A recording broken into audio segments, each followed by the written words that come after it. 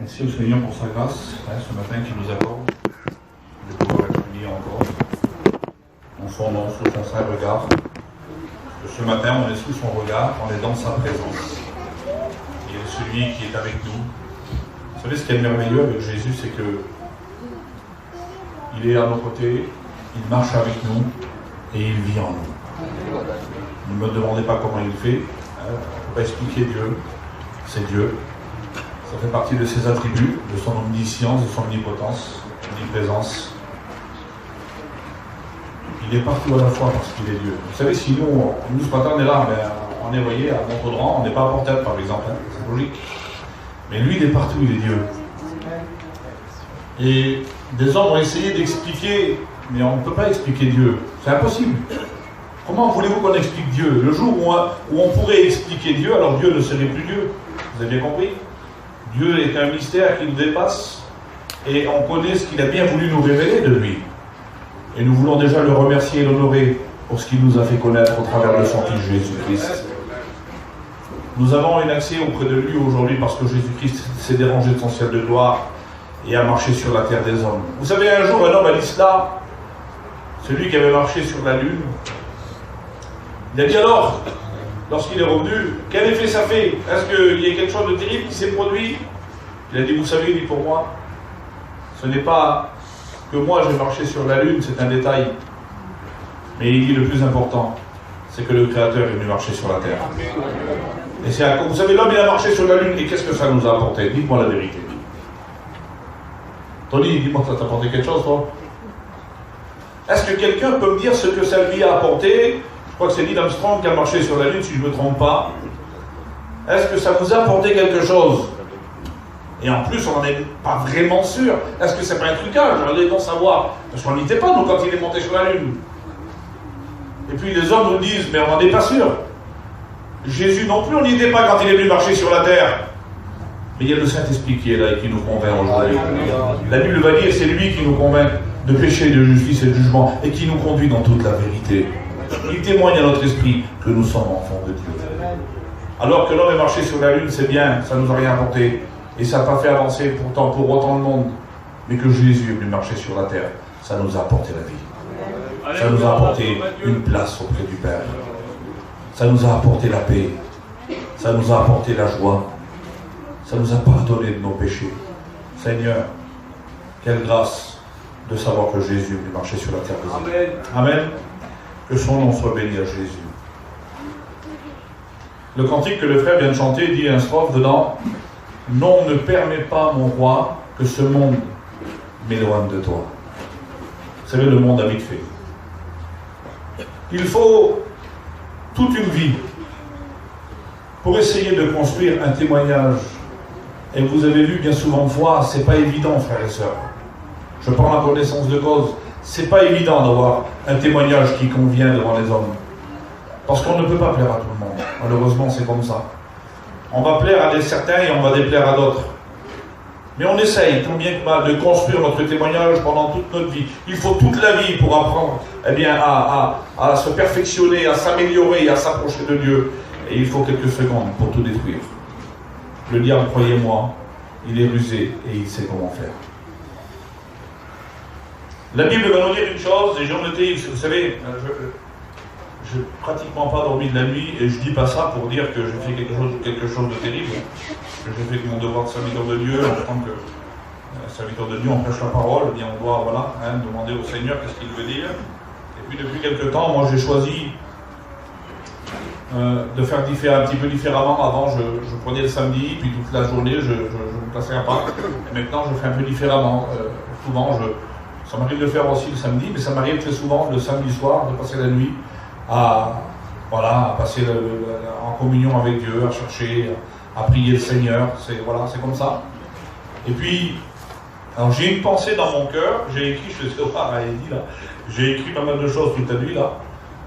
Les serviteurs de Dieu savent comment ça marche. On écrit beaucoup et on ne dit pas toujours tout ce qu'il y a écrit. Mais moi, ce qui m'intéresse, c'est que l'essentiel soit dit ce matin. Que son nom soit béni. Aujourd'hui, c'est une journée un peu particulière, c'est la fête des mères. Bonne fête à toutes les mamans, au passage, que Dieu vous bénisse.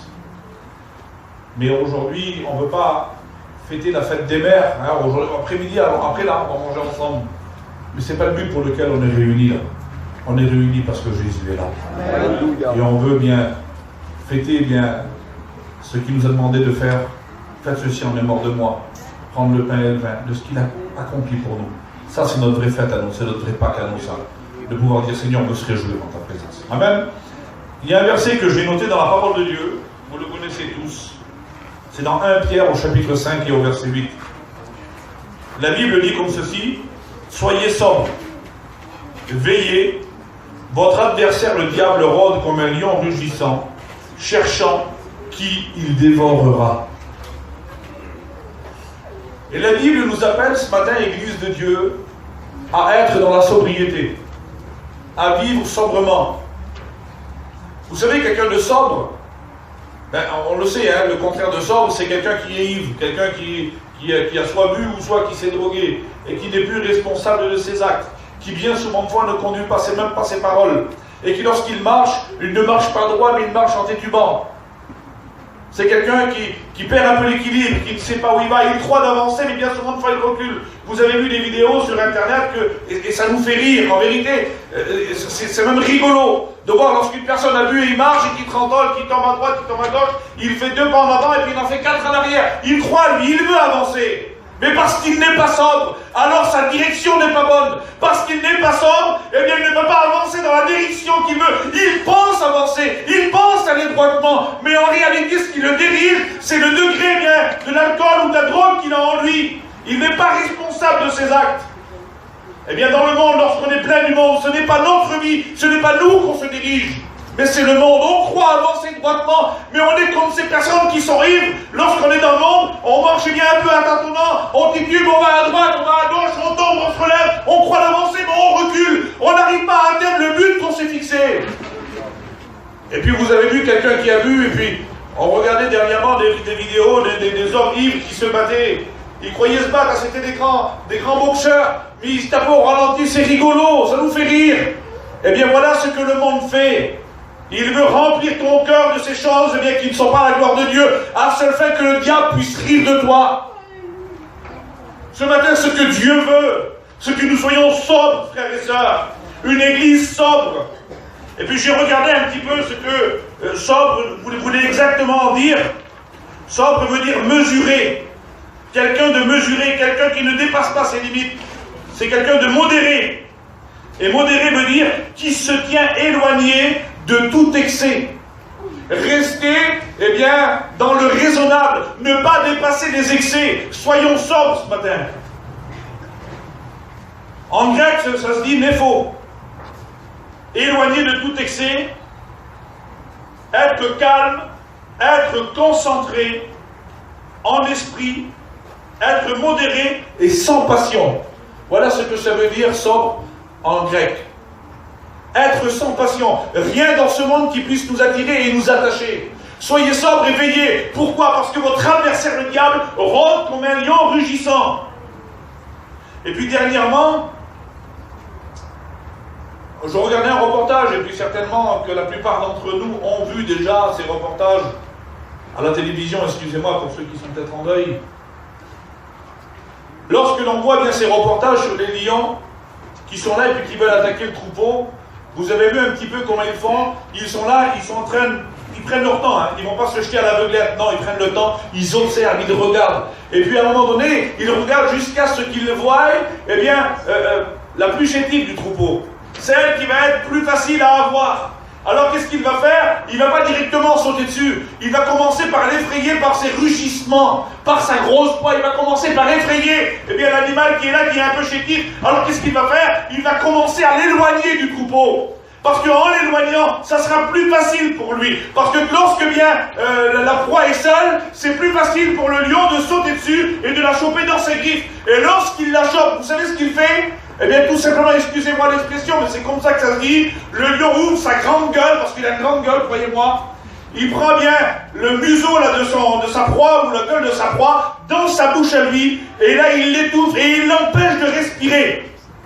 C'est sa première façon d'attaquer. Ou alors aussi, il y a une autre méthode, c'est qu'il le prend directement au cou. Mais en faisant cela, frères et sœurs, Qu'est-ce qu'il veut faire? On le comprend. Il veut l'empêcher de respirer. Il veut l'empêcher d'avoir de l'oxygène. Il veut lui couper la vie directement. Et puis le diable, qu'est-ce qu'il fait? Lorsqu'il vient, comment il fait? Il observe, il regarde. Il a le temps, croyez-moi. Et puis, lorsqu'il regarde, vous savez, la Bible va dire que lorsqu'il vient vers Jésus pour le tenter, il se retira jusqu'au moment favorable. Parce qu'il sait, il nous connaît. Il nous connaît, il voit notre attitude, il voit notre façon de marcher, il voit dans la direction dans laquelle nous allons. Il sait à quel moment bien c'est favorable, à quel moment bien on est un peu faible, à quel moment bien on s'est mis un petit peu en retrait. Alors il attend un moment favorable pour pouvoir attaquer. La Bible va dire, au bout de 40 jours, Jésus, lorsqu'il a jeûné, il eut faim. Et pour le diable, ça a été pour lui, il pensait que ça aurait été un moment favorable. Alors là, il est venu vers Jésus, il va dire, mais si tu es réellement le Fils de Dieu, ordonne à cette pierre qu'elle devienne du pain. La Bible dit, il s'est retiré jusqu'au moment favorable. Et il vient quand il eut faim. Parce qu'il regarde, il voit, il observe, et il agit. Et puis là, la Bible nous dit de rester sobre, de veiller. La parole nous dit, j'ai noté ici, là, dans le mot mesurer, il y a un adjectif qui correspond à mesurer, c'est circonspect, qui est attentif et prudent dans ses actes. Quelqu'un de sobre, c'est quelqu'un qui est attentif et qui est prudent dans ses actes. Il ne fait pas n'importe quoi. Un chrétien fait attention à ce qu'il fait. Il veille à son témoignage. Avec 2 amens. D'accord. C'est dommage. On est attentif ce matin au message? Vous savez, moi je ne veux pas vous arracher des amens. Hein. Vous dites amen si vous l'avez dans votre cœur. Si vous ne l'avez pas dans votre cœur, dites-le pas, c'est pas grave. Moi je suis là pour vous annoncer la parole de Dieu. Maintenant, libre à vous d'en faire ce que vous en voulez. Mais n'en faites pas n'importe quoi. Moi, il ne faut pas que j'en fasse n'importe quoi non plus. La parole de Dieu, elle est notre direction, elle est notre carte de route pour arriver jusqu'au ciel. C'est ce que Dieu nous a laissé pour pouvoir arriver à bon port. Alléluia.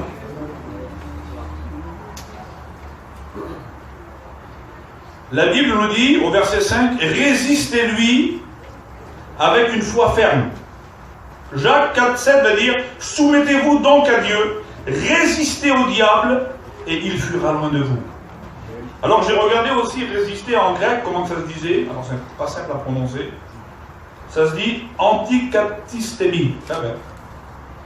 Antikatistémie.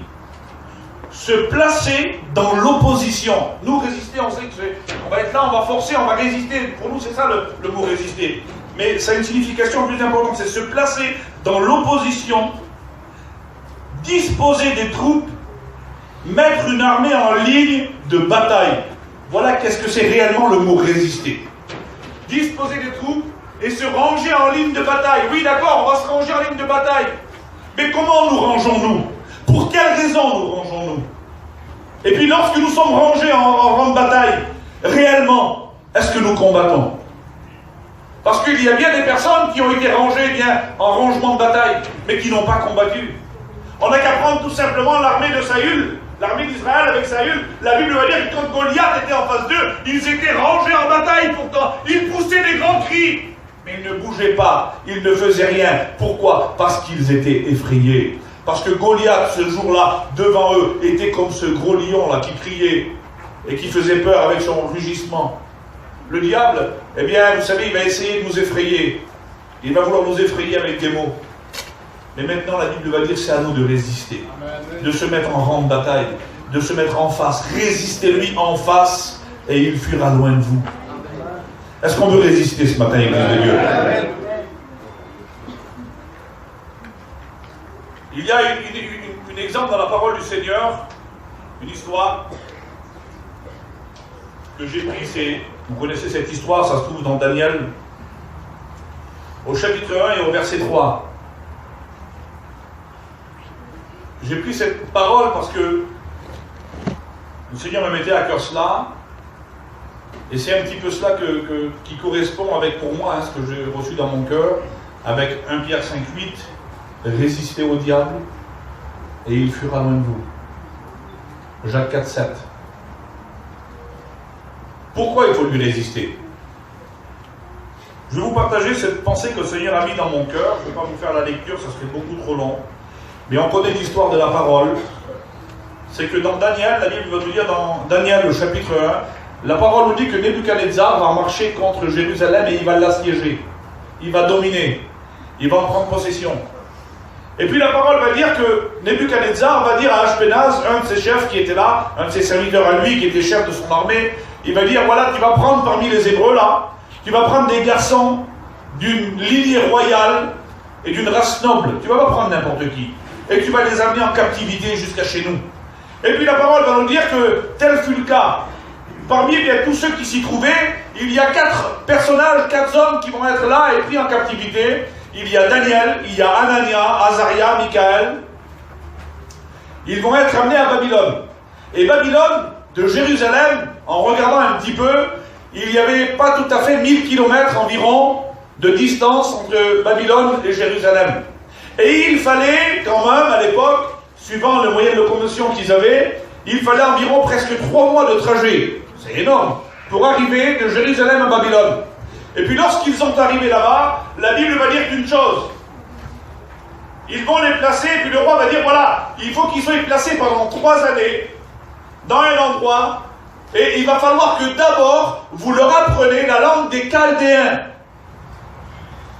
Et puis ensuite, la Bible va dire une chose, c'est que chaque jour, le roi faisait mettre à part de sa table à lui, de sa propre table. Il leur faisait amener des mets que lui mangeait, et il voulait leur donner à boire du vin que lui buvait. Et ensuite, il va se passer quelque chose. Et ensuite, la Bible va dire qu'ils vont changer leur nom. Il y a plusieurs étapes. Mais la première des choses que nous voyons, c'est que ces hommes ont été faits captifs et ils vont être amenés loin de chez eux. Vous savez, frères et sœurs, Église de Dieu, lorsque le diable arrive à prendre un enfant de Dieu dans ses mains, lorsqu'il arrive à l'éloigner du troupeau, eh bien, croyez-moi qu'il ne va pas le laisser bien juste à côté du troupeau. Il ne va pas le laisser bien à une proche distance des choses de Dieu. Spirituellement parlant, ce que le diable veut, c'est emmener bien très loin, à un tel point que c'est compliqué d'y revenir tout seul. Ces hommes-là étaient amenés à environ 1000 km de chez eux. Il fallait environ presque 3 mois de marche pour pouvoir arriver là-bas. Imaginez-vous un petit peu. Et puis comment peut-on éloigner l'homme de Dieu? Comment est-ce que l'homme peut être mis au plus loin possible de Dieu? Pourtant la Bible va dire, où irai-je loin de ta face? Où fuirai-je loin de toi? Si je prends les ailes de l'aurore et puis que je m'en vais là-bas, aux extrémités de la terre, tu y es. Si je monte dans le ciel, tu y es. Si je descends au séjour des morts, tu y es. Où irai-je loin de toi? Et en regardant dans la parole du Seigneur, le seul moyen que l'homme est vraiment éloigné de Dieu, c'est quand l'homme vit dans le péché. Et ce que le diable veut faire, c'est te prendre dans ses griffes et t'emmener loin, à une distance très éloignée, dans un péché qui t'empêche de voir la face de Dieu et qui l'empêche de t'écouter, comme la parole de Dieu va dire. À un tel point que tout seul, tu ne pourras jamais revenir. C'est impossible. Tout seul, dans un état de perdition, dans un état d'éloignement, dans un état de péché, tout seul, tu ne peux pas revenir si ce n'est pas le Saint-Esprit qui vient et qui t'aide. Alors je ne sais pas ce matin parmi nous s'il y a des personnes qui sont loin de la face de Dieu. Oh, peut-être tu te dis, mais moi ce matin je ne suis pas loin, je suis à la réunion. Oui, d'accord, tu es là présent encore. Mais est-ce que ton esprit, est-ce que ton âme, le cantique a dit, ma vie cachée, Seigneur, avec toi, comment qu'elle est? À la réunion ici, tout le monde est bien, il n'y a pas de problème. Moi le premier, je suis bien aussi devant vous, il n'y a pas de souci. Mais lorsqu'on est caché, comment que nous sommes? Il y a des personnes qui vivent une vie différente, lorsqu'on est caché, lorsqu'on est avec Dieu. Comment notre vie elle est? Est-ce qu'on est sobre quand on est caché? Est-ce qu'on est sobre? Ou est-ce qu'on vit bien un petit peu comme on veut? Il y a des personnes qui vivent dans l'alcool lorsqu'ils sont cachés. Il y en a qui fument en cachette. Il y en a qui font des choses, plein de choses. Alors, je ne veux pas énumérer tous les noms. Mettez ce que vous voulez. Il y en a qui vivent dans un état de sobriété lorsqu'ils sont devant les autres, mais lorsqu'ils sont cachés, ils ne sont pas sobres. Ce matin, si tu as besoin, je ne veux juger personne, mais si tu aurais besoin que Dieu amène de la sobriété dans ta vie, eh bien, un premier, il se ferait une joie de t'amener, eh bien, le calme dans ta vie. La première des choses, c'est l'éloignement, la séparation. Vous savez, je disais cela l'autre jour, je ne sais plus à qui, et quelle vérité. Hein, on connaît cet exemple, si on prend un feu, puis qu'on prend une braise, qu'on la sort, on la met à côté, eh bien, de suite, à petit, elle va commencer à s'éteindre. Et puis d'une braise qui est là, qui sert à chauffer, qui fait du bien, ça va devenir un charbon qui ne sert plus à rien. Bien, un chrétien, lorsqu'il est éloigné eh bien, du feu de l'esprit, là, eh bien, il n'est plus cette braise qui brûle et qui fait du bien, qui peut apporter de la chaleur à qui en a besoin, mais il devient un charbon, il devient quelque chose, excusez-moi l'expression, de noir, hein, qui ne sert plus à grand-chose. Mais lorsqu'on le remet aussitôt, il reprend des couleurs. Et lorsqu'on est dans la communion avec nos frères, avec nos sœurs, avec le Saint-Esprit, avec Dieu le Père, et bien alors on reprend des couleurs spirituellement parlant, et on reprend la vie en nous. Alléluia. Première des choses, c'est qu'il veut éloigner.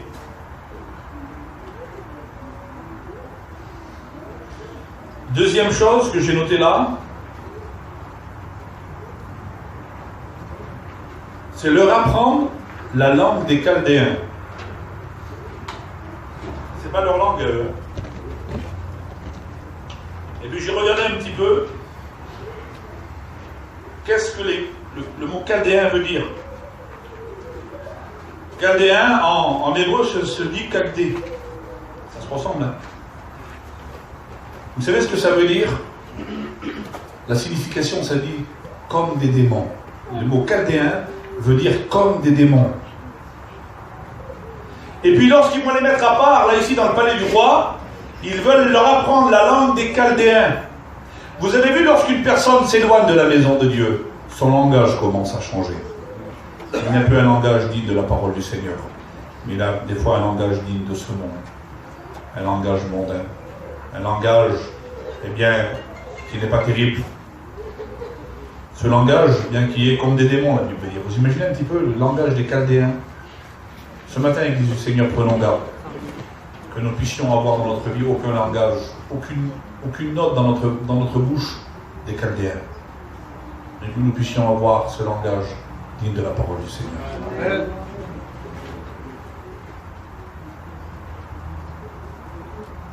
Alors, deuxième chose, c'est cela. Il leur fait changer de langage. Et puis, vous savez, quand il fait changer de langage, pour quelle raison? Alors, on va dire, oui, c'était pour servir plus facilement dans le palais du roi, à l'époque de Babylone, qui aujourd'hui est l'Irak. Mais c'était aussi, surtout, afin de les souiller. Parce qu'il ne faut pas oublier ce que la parole de Dieu nous dit, hein, j'ai noté ça.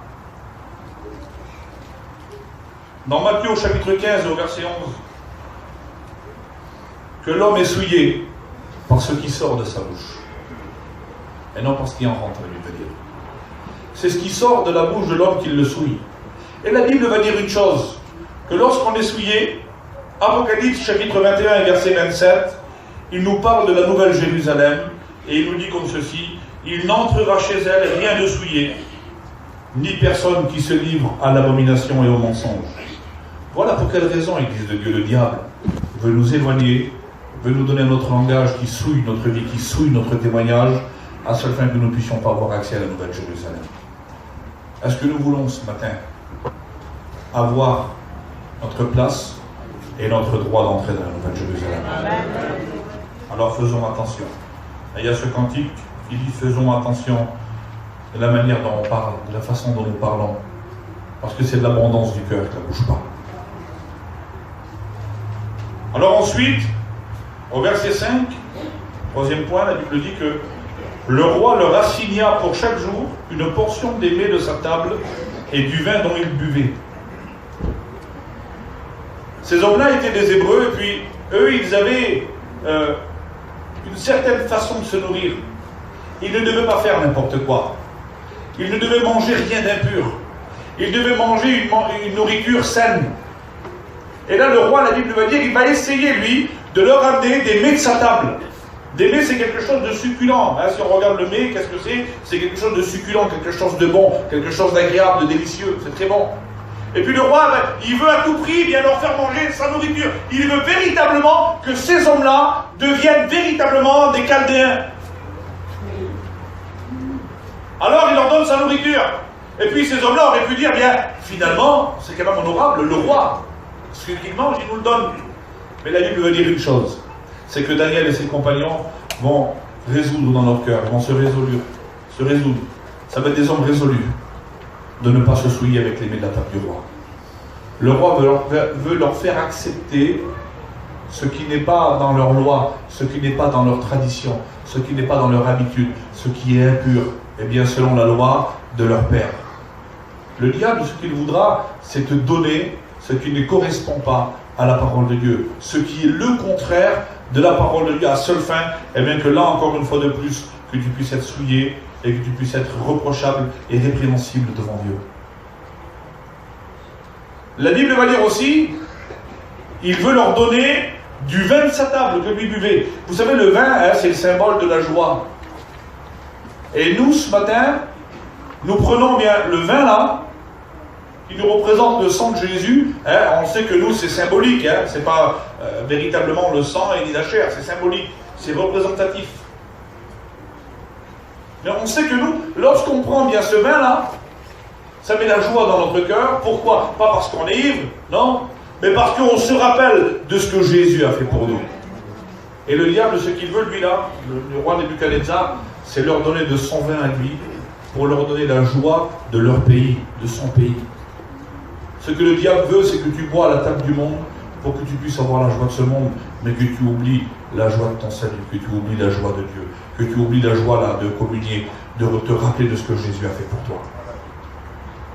Faisons attention, soyons sobres, la Bible va dire. Est-ce que nous voulons être sobres ce matin, Église de Dieu?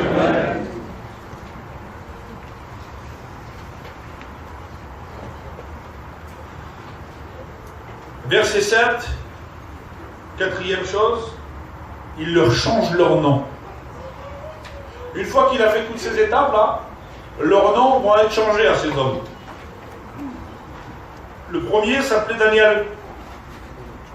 Et Daniel, son nom va être changé par Belshazzar.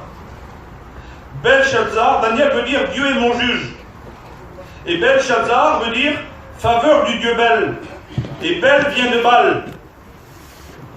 Et la signification de Belshazzar veut dire que Baal protège sa vie. Voyez, là ici, Dieu est mon juge, Daniel. Et tant que nous sommes dans la maison de Dieu et que Dieu est notre juge, eh bien nous savons que nous ne devons pas faire n'importe quoi, que nous ne devons pas agir n'importe comment. Mais quand le monde nous prend en main, quand il arrive à prendre bien les enfants de Dieu en main, eh bien après avoir fait toutes ces étapes-là, eh bien forcément le nom change. On ne les appelle plus des chrétiens, on les appelle des rétrogrades.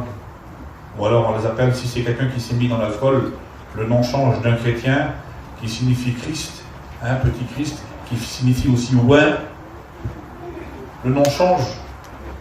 Si c'est quelqu'un qui se vautre dans le péché, qui se met dans l'alcool, on ne l'appelle plus par son propre nom, on ne l'appelle plus par chrétien, on l'appelle par le mot d'alcoolique. Excusez-moi l'expression, mais il n'y a pas d'autre mot. Si c'est quelqu'un qui se drogue, on l'appelle le drogué ou le camé. Et il y a plein d'autres appellations que le monde peut donner comme cela.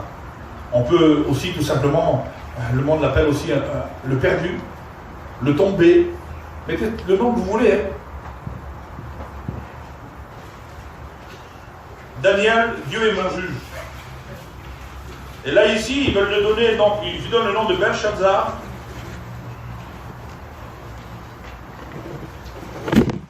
Belshazzar, donc c'est le nom de Baal. Et là, il demande en quelque sorte, dans son nom, c'est comme une sorte de prière qu'ils vont faire, que Baal protège sa vie. Il y a Anania aussi, qui veut dire Dieu a fait grâce, ou Dieu a été miséricorde. Et son nom va être changé par Shadrach, et qui veut dire commandé par Akou. Akou, ou sous les ordres d'Akou. Akou, c'est le dieu lune, ça va avec Baal. Et le dieu lune, son premier nom, bien de ses premiers noms a été Sin, le dieu Sin. Et qui ensuite au travers des âges, a évolué, hein, s'est transformé par le nom de Baal, et tout cela va avec le nom aussi de Allah. Aujourd'hui, ce que le diable veut, c'est amener bien la tromperie dans les cœurs. Il veut tromper le monde. En faisant croire, hein, aujourd'hui, on sait que les hommes sont trompés par les religions. Mais nous ne voulons pas, nous, ce matin, nous laisser tromper, parce qu'on sait qui on sert. On sait à qui nous appartenons. On sait que le Dieu bien, pour lequel nous marchons est le vrai Dieu. Donc, là, j'ai noté cela. Donc, plus tard, le nom vient de Sin, il vient de Baal. Et son symbole était représenté par un taureau. Pourquoi par un taureau? Parce que l'emblème de ce nom, hein, Jonathan, vous me donner plus d'explications que moi là-dessus, hein, on un peu plus. Mais pour quelle raison il prend le taureau? Parce que l'emblème de ce dieu lune, eh bien, c'était un croissant de lune avec un astre au milieu. Et le taureau, vous avez vu, lorsqu'on regarde, il y a une belle image devant, vous avez vu, qui représente le dieu Baal.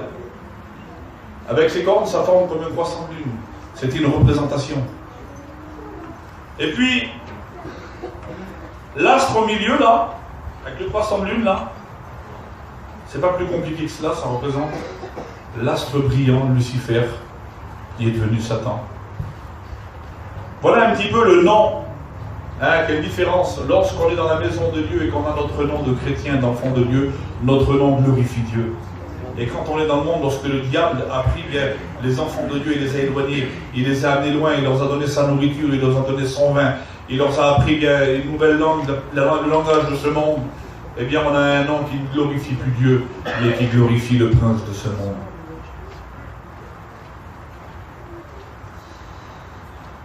Et le nom de l'astre brillant, vous le retrouvez dans Ésaïe au chapitre 14 et verset 12. Ensuite, je vais essayer de passer vite, il y a Michaël.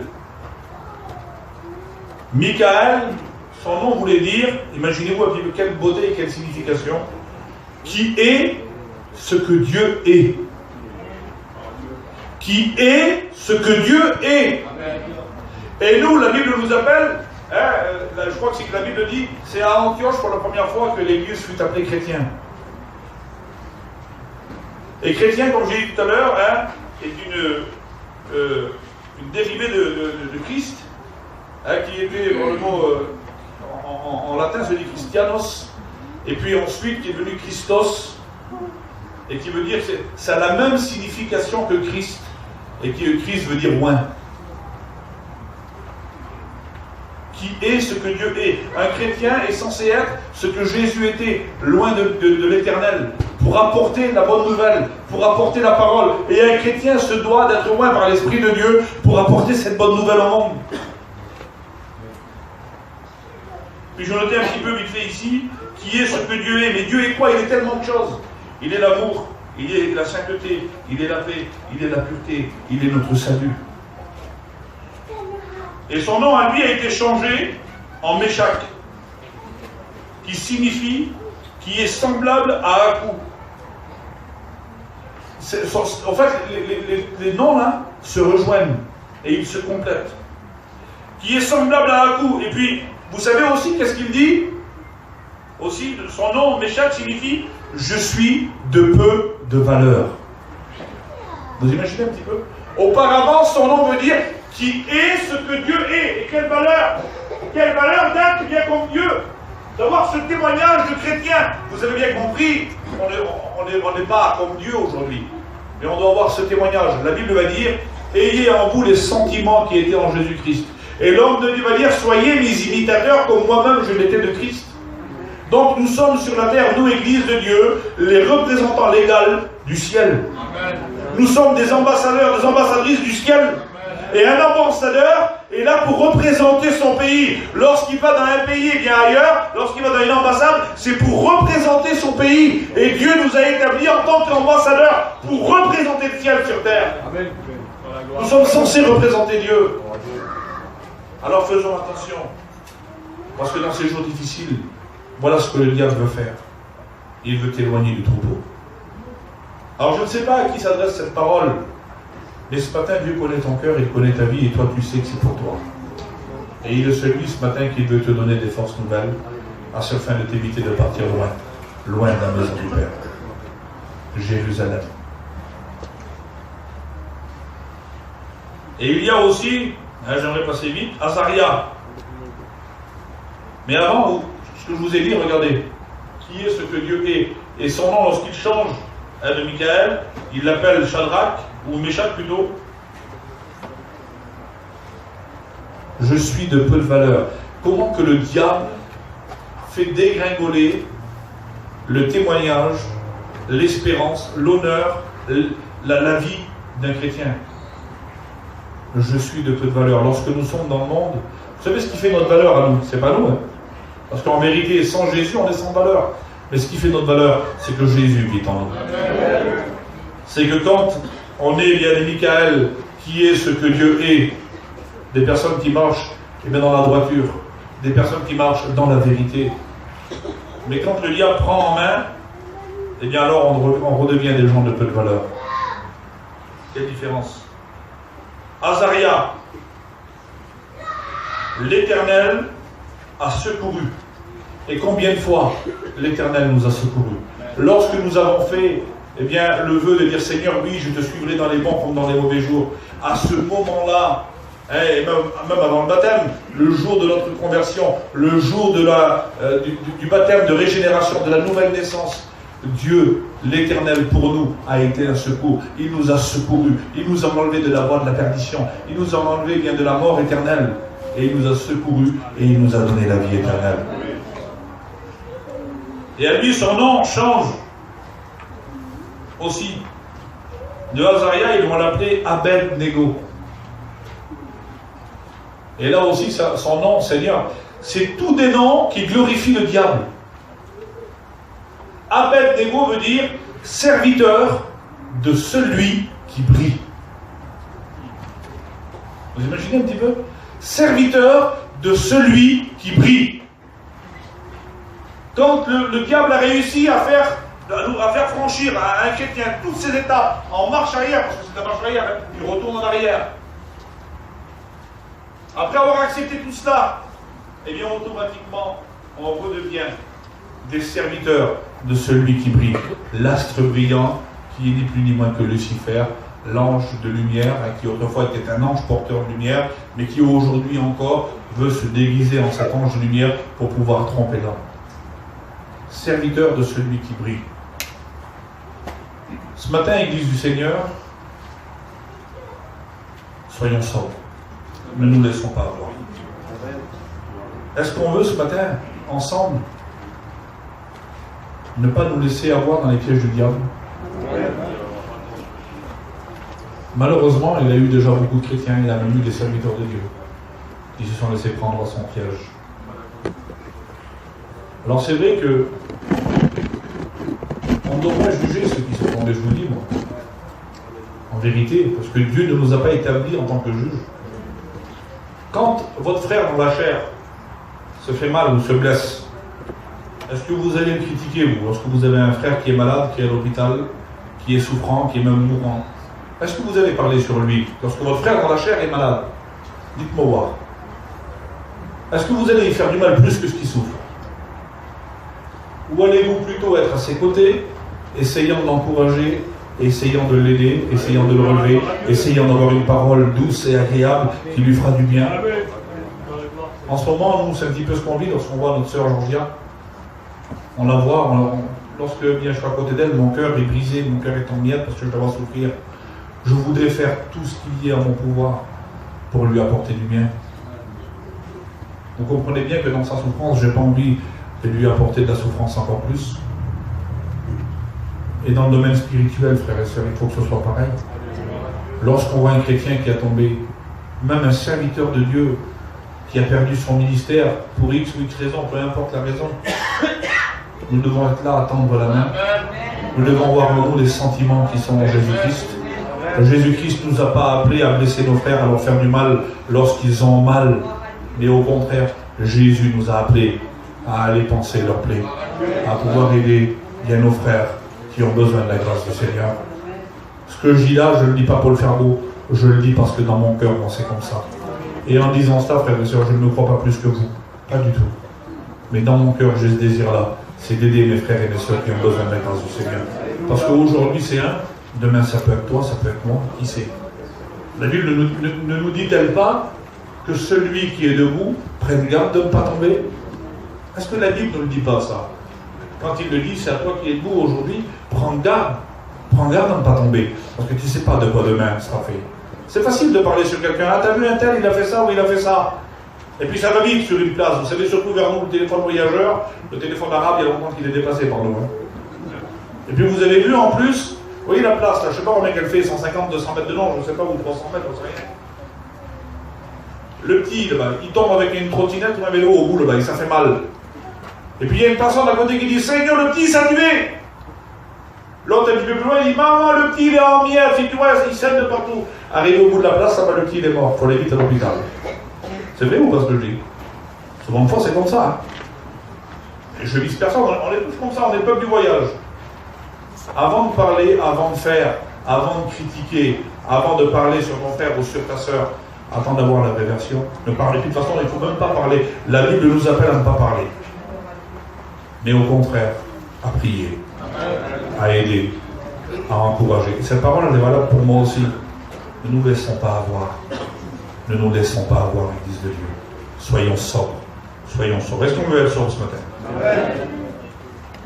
Et ces hommes-là, avec tout ça, sont des hommes qui ont subi des injustices extraordinaires. Et je termine là-dessus vite fait. C'était des hommes, malgré tout ce que le roi a voulu faire contre eux, ils ont demeuré intègres et droits. Ils ont été déportés, ils ont été amenés loin. Ils ont refusé de manger les mets de la table du roi. La Bible va dire, ils ont dit à l'homme, donne-nous de l'eau et des légumes, tout simplement quelque chose de correct, quelque chose de pur, qui ne va pas nous souiller. Ce matin, que nous puissions prendre la parole de Dieu, cette parole qui est l'eau de la parole de Dieu, qui est aussi cette nourriture qui va être pure pour notre vie. Et il va dire, tu verras, éprouve-nous pendant 10 jours, et tu verras qui de nous ou des autres seront le mieux physiquement parlant. Et la Bible va dire, au bout de 10 jours, ils avaient meilleure mine que tous les autres. Ben oui, forcément, un chrétien, lorsqu'il vit d'après la parole de Dieu, eh bien, il a une meilleure apparence que les autres. Pourquoi? Parce que Jésus vit en lui et parce qu'il reflète Christ. On doit refléter la lumière. Notre témoignage doit être vu et connu des hommes. On n'est pas là pour, vous savez, on n'est pas là pour vivre une parade, pour vivre une façade, mais que notre témoignage, notre vie intérieure puisse se refléter, Église de Dieu, sur notre visage. Quand ça vous est arrivé à vous, est-ce que cela ne vous a pas fait plaisir lorsque les gens vous ont dit, toi t'es chrétien, ou toi t'es chrétienne, ou toi t'es serviteur de Dieu? Seigneur, c'est pas grand-chose, mais comment que ça me... Enfin, c'est pas grand-chose, c'est énorme en vrai. Mais comment que ça me réjouit, moi? C'est une parole toute simple. T'es chrétien, toi.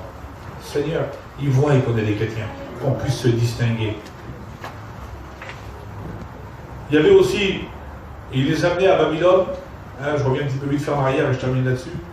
Babylone vient de Babel. Et Babel veut dire confusion, mélanger et se mêler aux autres. Le diable, ce qu'il veut, c'est que quand il prend bien les enfants de Dieu dans ses mains, c'est les éloigner, les mélanger, qu'ils se mélangent aux autres et qu'on les confonde, qu'on puisse plus les reconnaître. Frères et sœurs, que nous puissions être reconnus, que nous puissions être distingués entre les gens du monde. Aujourd'hui, des fois, c'est difficile de reconnaître un chrétien d'un inconverti. Par son agissement, par son comportement, par sa façon de parler, par sa façon d'être. La Bible va dire, c'est de l'abondance du cœur que la bouche parle. Vous savez, moi j'aime bien parler de tout n'importe quoi, j'essaie d'être un petit peu au courant, un peu sur tout. Mais dans une conversation, j'aime bien aussi souvent parler de Dieu. On peut parler de tout, hein, tout en restant modéré et sobre. Mais il faut que dans nos conversations, qu'il y ait toujours la parole du Seigneur. Si on parle toute une journée, je le dis en vérité avec plein de personnes, mais qu'on ne parle jamais de Dieu, mais alors remettons-nous en question, c'est pas normal. Parce que de notre cœur, hein, eh bien, l'abondance qu'il y a à l'intérieur, c'est ce qui en sort. Mais il faut que les gens nous voient aussi, sans faire de manière, donc celui de notre cœur, qu'on parle de Jésus-Christ. Amen. J'avais plein d'autres choses à vous dire. Là, je voulais vous parler de la fournaise, je voulais vous parler de la fosse au lion, mais je vais arrêter là, je ne vais pas aller plus loin. Peut-être une prochaine fois, on verra qui c'est. Et là, ce matin, le Seigneur, eh bien, il parle à son Église et il nous met en garde. Alors, je ne sais pas, je ne sais pas ce matin, eh bien, qui a baissé sa vigilance, qui a baissé sa garde, qui n'est plus rangé en rang de bataille. Mais ce matin, Église de Dieu, nous avons besoin réellement. Nous avons besoin réellement de nous ressaisir. Vous savez, au travers de ces jours-là, on peut se rendre compte, vous savez, qu'il y a un petit peu de laisser-aller chez certains. On voit que, alors je ne sais pas si c'est le problème dans lequel on est qui fait ça, parce que, vous savez, nous, ça fait 15 ans qu'on tourne en mission, des problèmes on en a eu, des malades on en a eu, et puis quand on a des problèmes comme celui-ci dans lequel on est aujourd'hui, c'est pas simple. Moi je vous le dis sincèrement, pour nous c'est pas simple, croyez-moi, parce qu'on essaie de faire au mieux pour que tout le monde soit content, mais on est là pour notre sœur, Georgia, on a besoin de la grâce du Seigneur, on est là, on l'entoure, on essaie de faire au mieux. Avec les frères, on essaie de gérer la mission au mieux pour que tout le monde soit content. Vous savez, je vais vous dire une chose, je vous le dis sincèrement, on pourrait faire 1000 fois, avoir plus de temps pour vous visiter, passer du temps avec vous dans les caravanes, chanter des cantiques, parler de Dieu, parce qu'un serviteur de Dieu, c'est ce qu'il aime faire, on aime faire ça, nous. Plutôt que d'être des Hilda à côté de notre sœur qui souffre, qui a mal. Comprenez? On préférait. Mais voilà, on ne fait pas ce qu'on veut dans la vie. On fait ce qu'on peut. Alors, ce serait bien que chacun d'entre nous, on puisse prier les uns pour les autres. Vous avez besoin de nos visites, c'est normal.